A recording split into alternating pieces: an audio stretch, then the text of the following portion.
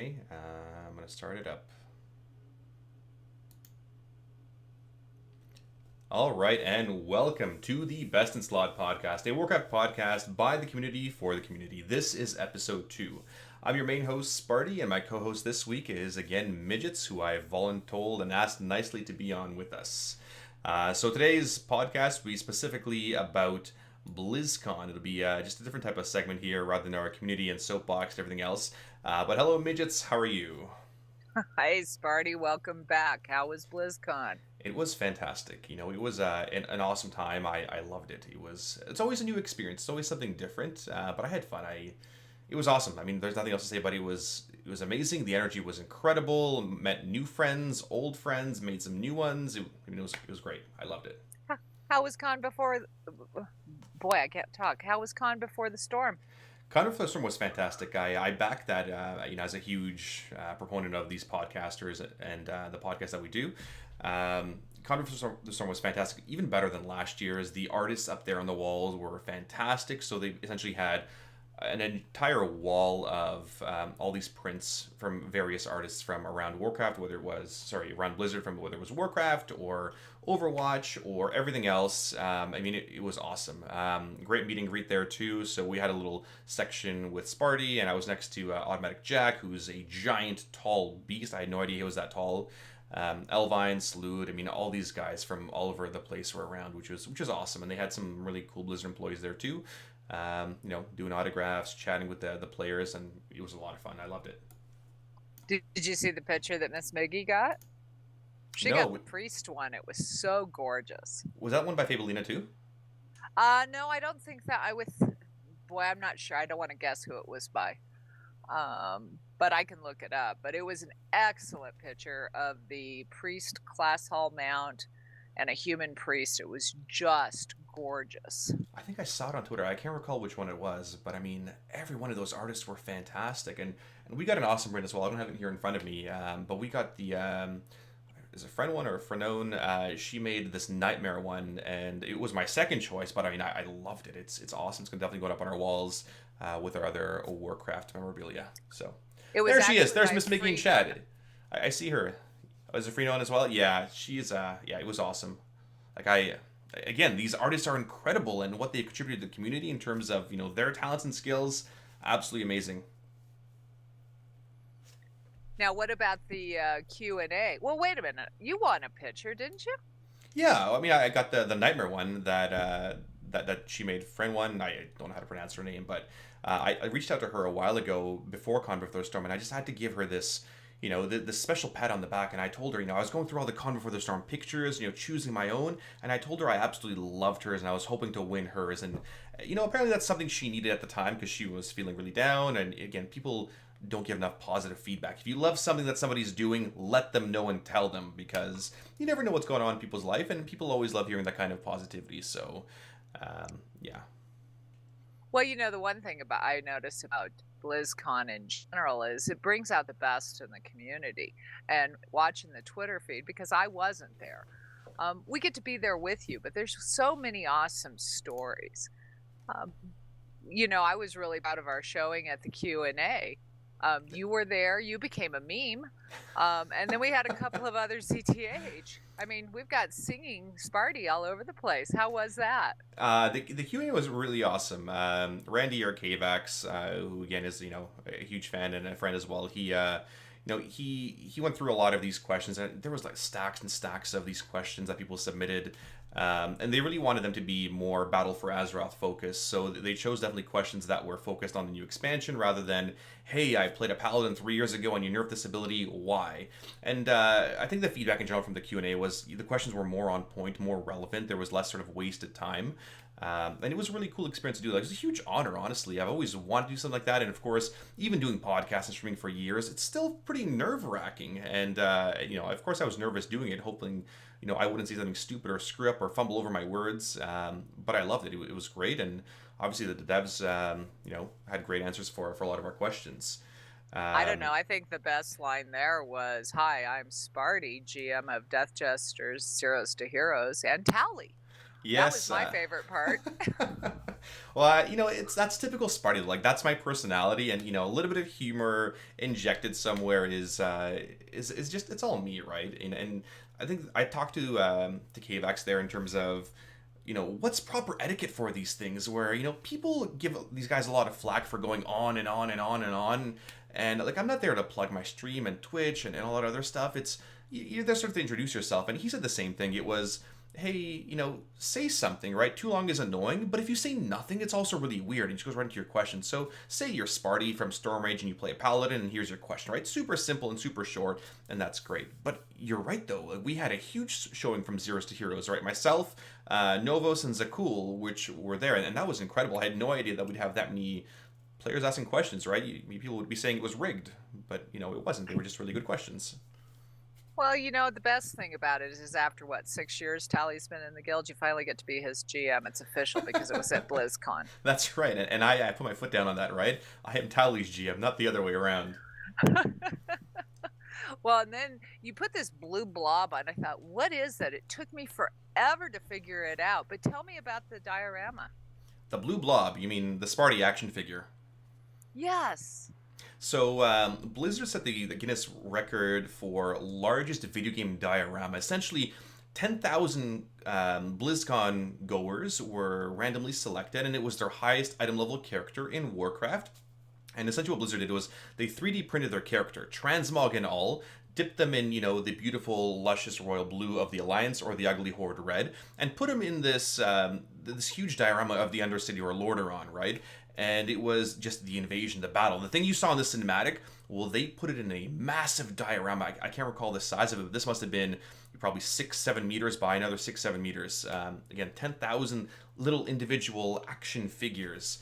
And so I found mine. I went online and looked at which zone it was, and they had these little crane operators for these cameras to sort of zoom in on that section. It was up to you to find that character. I'm like, oh, okay, cool. So I'm in this little section. It shouldn't be hard to find. Except there were like 4 paladins in this little blue section. And, getting old, I don't have that raised vision. But the next day, I was showing some of my guildies and showing them this little blue thing. I'm like, oh, that's where I am. Because there were 3 other, paladins there with an Ashbringer.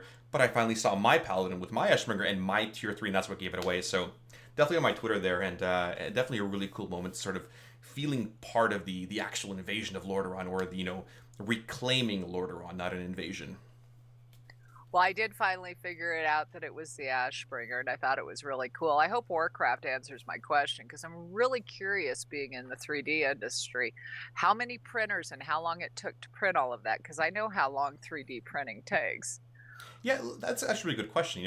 Let me know, and I'll ping some of those guys that I think were part of the team, and be a great thing to know, and I'll get back to you. Yeah, it was just one of those, hey, I wouldn't mind knowing.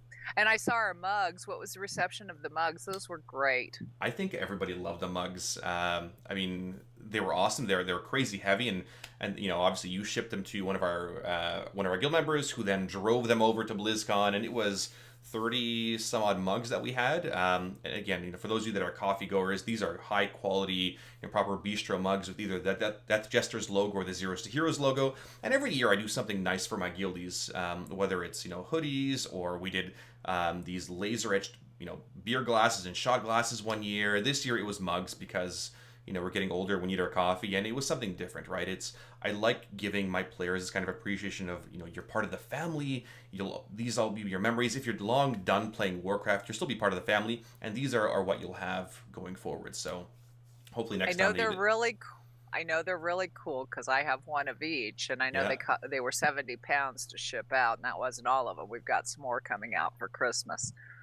Oh, for sure. And then, I mean, they were a pain in the ass to bring back in my carry-on. I think I had 13 mugs in my carry-on at £1 each, and then I had another 5-6 mugs in my backpack, so my luggage was quite heavy.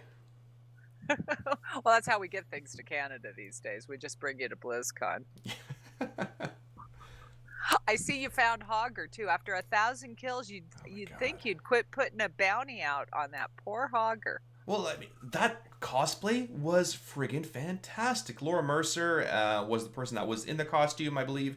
and I can't remember, but the lawyer guy was the one that made that costume. That was incredible. And I've been following that Twitter in the production of that Hogger costume, and yeah, I've killed Hogger 1,000 times because of all the the old transmogs we used to give away, and through the corrupted Ashbringer little glitch trick, whatever. But yes, I wanted players. Like I honestly did not get a first hand chance to see this Hogger and touch it and obviously smack it or something. But yes, if people were there, I wanted them to take a picture with it, on my behalf, or smack it in the butt for being Hogger and being Hogger itself.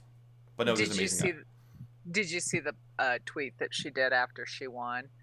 She The actually one, got where she was talking about that she had some challenges and she almost gave up, but she kept persevering. And it's really, that's the story of Blizzard and BlizzCon.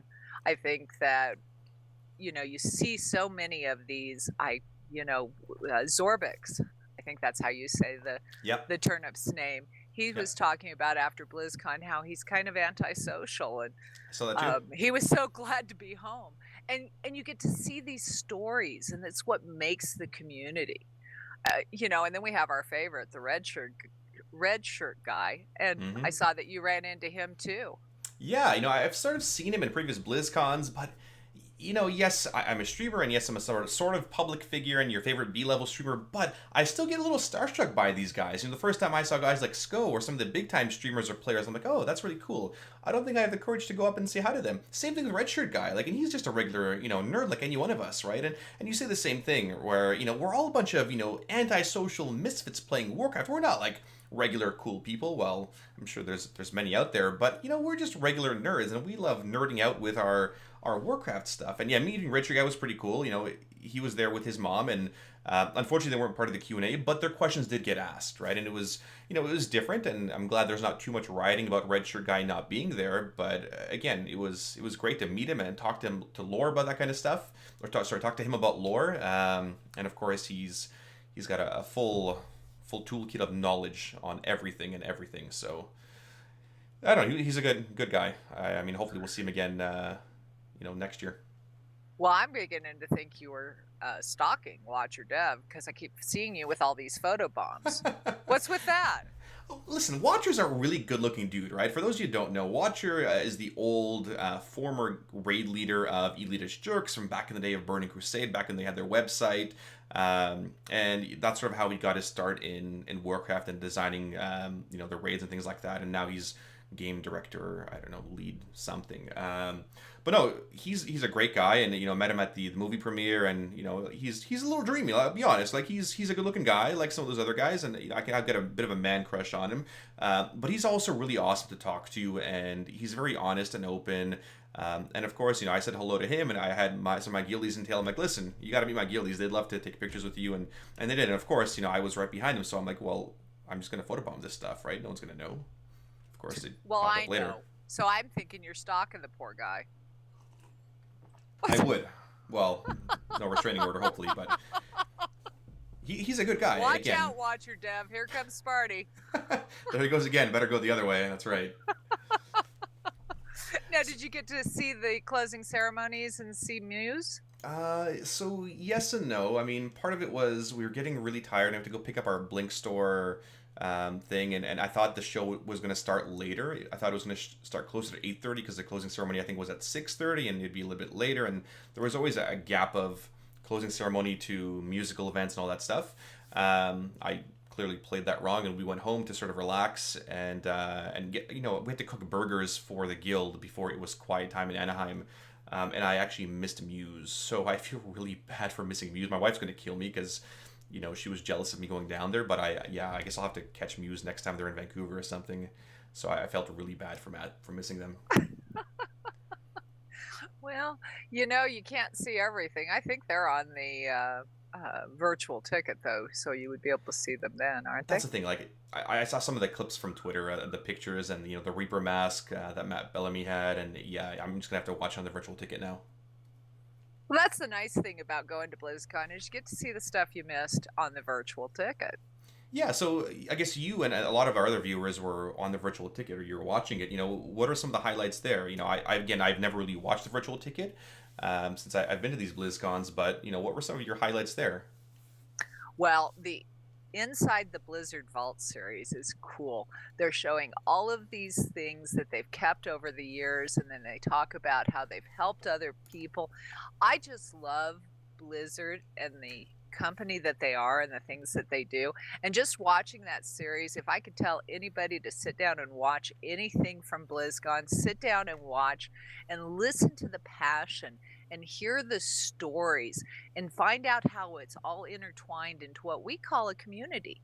And we forget when we're, cranky because they nerfed our spec, that it's their passion that Right?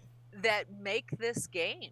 And when you go into this inside the vault, they're pulling out these original drawings, and they're talking about how StarCraft went into space and how the guys signed it. And then they talk about this guy that was, I don't remember where, I might have been Iraq, and how all of the guys were playing Blizzard games out there, and they sent them a flag and all this stuff. And all of the passion and caring and heart-touching moments that make Blizzard a reality are in this series.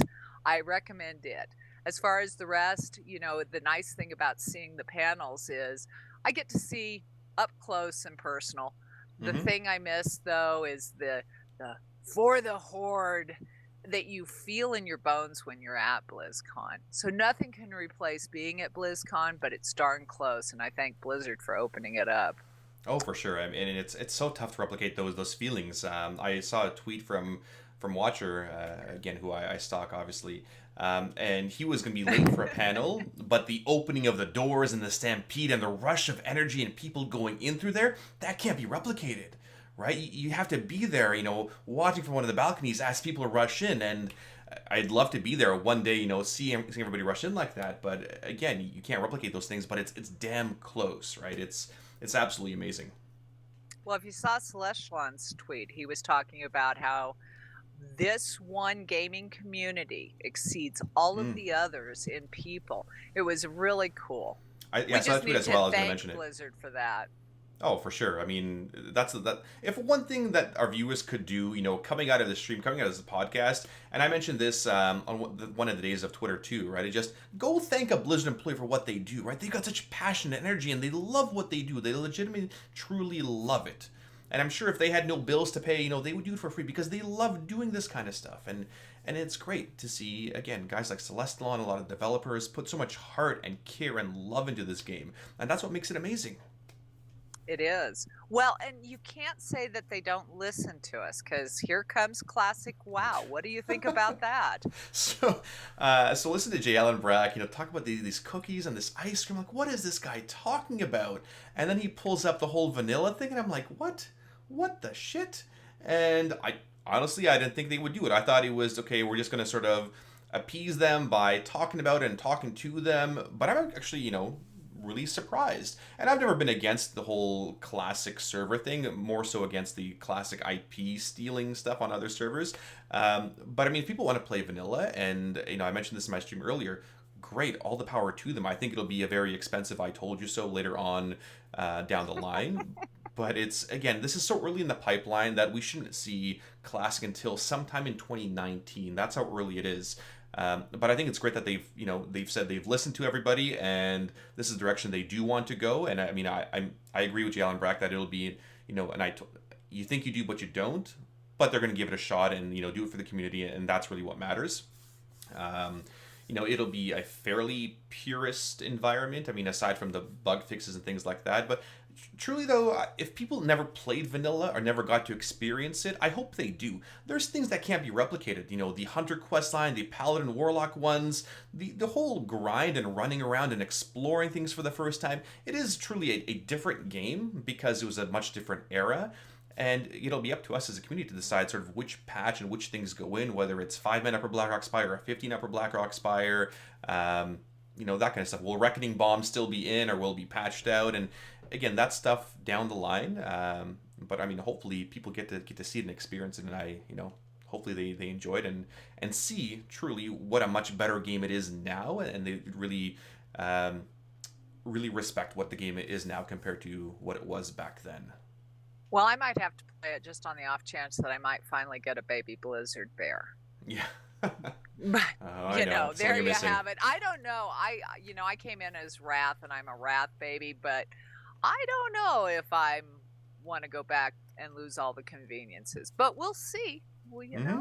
We'll see. I I'm mean, I sort of I'm sort of curious to see how it's all going to play out, and if it is the most expensive told you so, or if it really takes off. But I think the best part of that, I don't care who you are, is the fact that Blizzard does listen to their community. yep. They might have soon in there with the trademark. And soon might be a lot longer than anybody wants it to be, but they do listen to the community. I mean, that's true, and you can't ever say that they don't, right? They may disagree with the community at times or have different directions for the game, but they will always listen, and that's what I've always respected. Well, that jumps us into the new X Pack, Battle for Azeroth. What did you think of that? Oh, I'm excited for a few things. I mean, the war fronts are such a cool thing. For those of you that are old Warcraft 3 style players and the whole War of the Ancients, to have a character finally in that and be building the base and you're inside the RTS genre, I think it'll be a feeling of being into Warcraft for the very first time. And I remember my first time logging into North Arabia and saying, "Holy crap! I'm finally in this universe that I've loved for so long." Um, the war fronts themselves should be amazing, and it's still again pretty early down the pipeline in terms of how they're gonna to be fleshed out. But to do something with the community, with Zeros to Heroes, DJs, the viewers, in this 20-person setting, and work collectively as a group to nail down those scumbag horde, you know which are invading Stromgarde. I'm excited for it. I love it. I think some of the really cool stuff will come in there. Technology has really changed and developed since Burning Crusade phasing, and again it'll continue going from there. So I'm excited. Well, we know 7.3.5 is coming with some leveling and scaling improvements. And then, of course, it's opening up on Taurus, which we'll be talking about in the future. Hmm. But what else did you find for the Battle of Azeroth that you were excited about? The island expansion themselves, I think that's gonna be really cool. The island expeditions. That should be a really cool scenario because we love the scenarios in Mists of Pandaria, the three-man little things, the role agnostic ones. But to have something that's constantly changing and very roguelike, where every time you come back, it's something a little bit different. That's something that should be really really cool. I think we mentioned something about the AI as well, where Sneaky Pete can be really really sneaky. Having that developed The into artificial intelligence is really cool there. Oh, I mean, it sounds really awesome. I'm curious how it's going to play out, right? Whether it's going to be a Skynet or it's going to be, dumb AI running around in circles. But, the way you Well, explained it of... Go ahead. I do Sorry. hope the gnomes get revenge for all the people that pick on them. I hope that the gnomes are the ones that are the sneaky Pete's and come in Sneaky and gnome. just sneaky gnome and just take you all out. Yeah, they sneak around and bite you in the ankle, right? Exactly. But no, I'm excited for that AI stuff, and there's a lot of good things they're bringing back to Battle for Azeroth. Mythic Plus is being a great one. That's been a huge success of this expansion. Hopefully, we'll see more fleshed out in the MDIs. But I mean, I'm sort of glad legendaries are gone. It was a very mixed reaction system. Titan Forging, again, the premise I do agree with. I think there still could be future tweaks in it. But to have that philosophy of, whenever you're in game, you could always potentially get an upgrade. I think that's great, even if you're a high level mythic raider, right? And again, there's tweaks to be made, but that's a discussion for a different time. Well, and it's still early in the development of this Hmm. new expansion, so things are going to change. We had somebody in our Discord started talking about, well, DKs aren't going to be able to do this. Why are we talking about something that hasn't even made it to alpha? Well, Well, that's right. And I was talking to Hamlet or Jay or Sigma, as you guys know him on the forums, about some of the class changes and sort of where they are. And it's so early again in that development phase that there's been no tuning passes. There's been nothing like that. It's just, well, now they're trying, putting player buffs in there. We're going to see how that goes, and it's small things, one at a time. So again, it's so early on. Things are going to change, right? There's no blood pact signed by Blizzard or promises made that Warfronts will be a certain way or that buffs will be a certain way. How Azurite armor power is going to work. Again, it's going to be in flux. It's still fairly early on the development side. So what are the Raiders thinking about the Heart of Azeroth medallion and the Azurite armor power? Well, the good news is Prideess can't drop for you in Battle for Azeroth, right? So there's no complaining about that.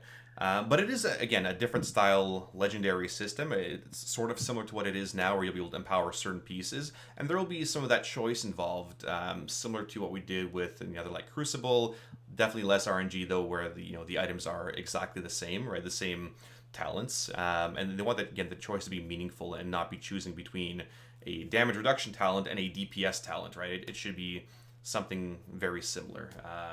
So I mean, I think there's mixed reactions on it so far. People are not sure what to expect, but again, it is that AP leveling system which some of us really like. Well, I have to say that as a healer, and a lazy healer at that, I always liked Prideess, so I hope they bring it back. I love Prideess. It's such an underrated legendary. Anyway, moving on. Well, I think you required it in many a raid, but what do I know? Yeah. The part that I'm most excited about is the allied races. I was sad that the first round didn't have gnomes, but what do you think about them? Allied races, I mean, they're pretty cool. I think there was lots of rumors of sub races or some kind of customization. I think how it's going to be fleshed out, remains to be seen, because I think there were mixed reactions or mixed answers in terms of how the heritage armor is going to work, and the logistics behind that. But I mean, it's really cool. I think it gives players more choice, and some of the models look amazing. Dark Iron Dwarves. I would want to be a dwarf to be a Dark Iron Dwarf, right? Nightborn, cool, fine, or the High Mountain Moose. That's whatever. I mean, again, the Zandalari Trolls are supposed to be so advanced. They still don't have shoes. I don't care. But Lightfoot Drain Eyes are awesome. Iron Dwarves are awesome. Void Elves look really cool because, again, Illyria.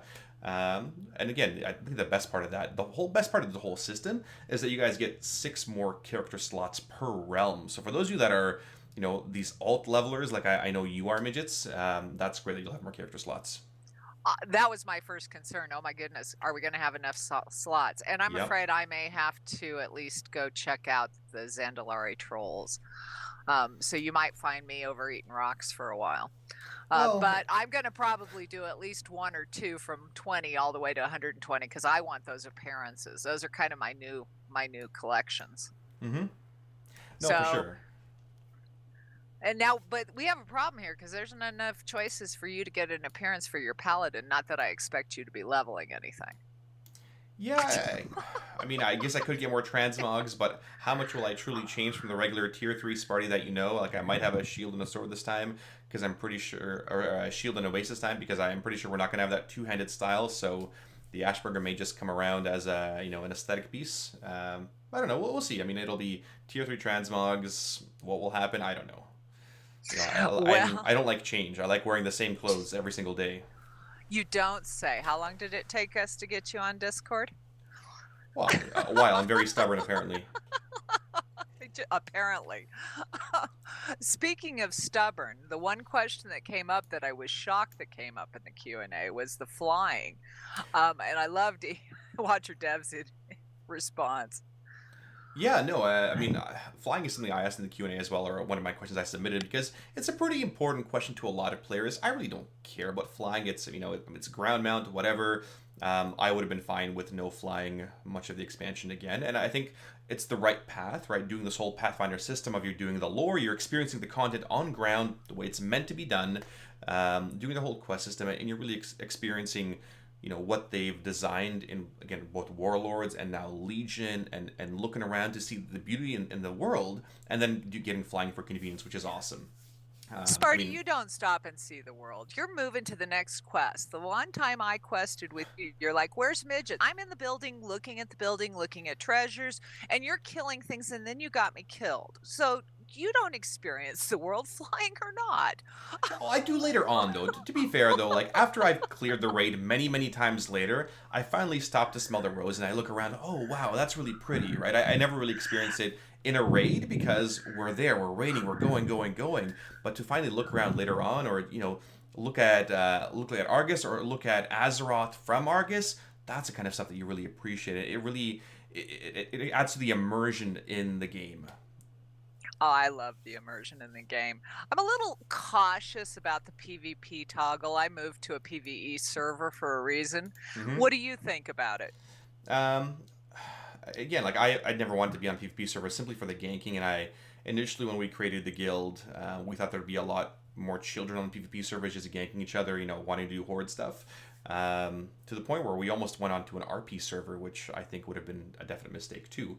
Oh, I don't know. I can see you and Tally on an RP. That would be funny. Tally RPing, yeah, me RPing a bard apparently, like I did, during our Dungeon Dragon session. Yes, you did wonderful with that. Miranda woke me up at 1:00 in the morning, or tried to. I had my phone muted to tell me to see that video of you singing. Well, I was RPing a bard in Dungeons and Dragons, so I had to sing. Anyway, PvP toggle. I mean, I think it's really cool. I'm just curious how they're going to balance it out in terms of what bonuses these PvP players will have and how it'll work in terms of, midgets, you don't want to be PvP flagged, but I do because I want to kill the horde. We'll see how it works out, right? I mean, maybe you can't heal me, sort of like how it is now, where if you're not PvP toggle and I am, you can't actually target me with spells and abilities, so you will not get the bonus, but...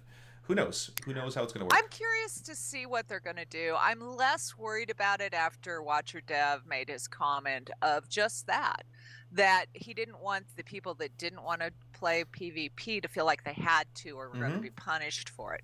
So I felt a lot better because I have confidence in our developers. Yeah, me too. But I am curious as how it's going to play out, and the phasing. Which we really challenge with when we try to do events and stuff, is the phasing. So I'll be curious if somehow we'll be able to. I would like to add to the toggle switch. Midgets and Sparty and the guilds are trying to do an event. Can we all be in one zone, please? Yeah, I mean, that would be my one big wish list thing. How can we avoid the phasing thing? Like, we're getting ready for our big Christmas card between the guilds, right, very soon. So how are we going to amass these, 200 people in one area with, without having phasing issues, right? So, I mean, there's ways around it, which we've worked with in the past, outside of garrisons. And, I mean, hopefully there's some kind of functionality that allows us to all be together. Well, I can't believe that they've already got the beta opt-in, and of course it's on the page for the Azeroth webpage. So if you guys haven't found it, if you look it up, it'll tell you how to get there. Because I know I'd love to get in there just to start taking pictures and explore the world without Sparty. And do pet battles, right? Quest with Sparty. Yes, and do pet battles and collect new appearances. Of course. No, I love the beta loving experience because it's new and it's fresh, and that's where I sort of take my time to do it and really appreciate things, because when I play on live, it's go, go, go, go, go, level up. But I guess, as I get a little bit older these days and have less time to be raiding as much as I used to, 5, 6, 7 days a week, now it's time to stop and smell the roses and really just appreciate everything that it is. Well, I think the one thing I want to get out there about BlizzCon is I think it's revitalizing for the community. I think it is for the developers, and I think we need it. I saw Lore's response to the 3-day request. I don't think the Blizzard staff can do it. They're all dragon today. Actually, everybody that was at BlizzCon is dragon today. Oh, for sure. Yeah, even yesterday, I fell asleep at, I think, 9:30 last night. And I was exhausted after flying, and I'm sure a lot of the guildies were too, but the Blizzard guys put on so much work for this, and I know how hard they work, because I've talked to them through some of the BlizzCon process, and how many hours they're putting in a day, and how many breaks they're getting over the past couple of years, getting these BlizzCons ready, and as much as we would love it, because again, BlizzCon is a huge service for the fans, right? It's not a big money-making thing, it's for the fans, right? It's to showcase the competitions and celebrate the BlizzCon family that we're all, or the Blizzard family that we're all a part of.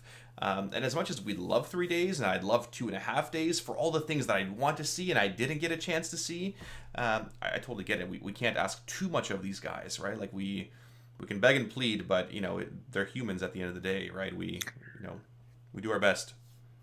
We all do. Well, I think anything else you want to add? Yeah, I mean, I think that, again, the best part of BlizzCon, and I've asked other players as I was, at the airport or wherever, what's your favorite part of BlizzCon? I asked this on Twitter too, and a lot of them were like, yeah, it was these announcements and the cinematic, but a vast majority, that were there said, it's the people. It's always about the people. It's the same answer every year. It's the people and talking to people and meeting friends, and that's what really makes it, right? I met a bunch of people that sort of recognized my work and the content contributions that I've made. And a lot of them are like, oh, I really love Coach's Corner. My guild would have never survived if it wasn't for them. And of course, I feel guilty for not having made a Coach's Corner in a little while. But again, we got to get back to it for Antorus. And BlizzCon's great for recharging your creative batteries and getting something like this going again, which is, we've been trying to get this podcast going for the last couple of years, and I'm grateful to Blizzard for, really, lighting that fire under our butts to get it done. But yeah, end of the day, moral of the story, right? It's all about the people you meet. It's the memories you make, the experiences that you share, and again, if you haven't already, go reach out to some kind of Blizzard employee and thank them for their hard work, because they are working hard and they love what they do, right? We wouldn't be here. We wouldn't have these friendships, relationships, these guilds, these experiences without these guys, right? Every one of them are so valued. Oh, it was awesome. Any closing thoughts? Next week, we're going to have our podcast for Antorus. It'll be back to our regular format of What's New in the Community. It'll be Sparty's Soapbox, where I rant about something. Tales from the Front, where you'll hear some kind of stories or interesting stories about, raiding Antorus, something like that. Keys to a Kill, where we'll have our experts chime in on various topics, and the Leadership Lounge. So as this podcast develops, we will continue, fleshing out these topics and these ideas, and the quality of the production will continue to improve, I'm sure. But I'm looking forward to next week's podcast. Hopefully Sunday will be our regular time for these podcasts. But again, thank you. Thank you guys for listening. Thank you, Midgettes, for, sort of agreeing to be my co-host this week again. I will see you guys next week. Thank you, Midgettes. Thank you, and I do hope you'll offer suggestions of things you'd like to see or hear about as we develop this program. Have a great night. Thank you, guys. Have a good night, and as always, live your life heroically. Have a good night.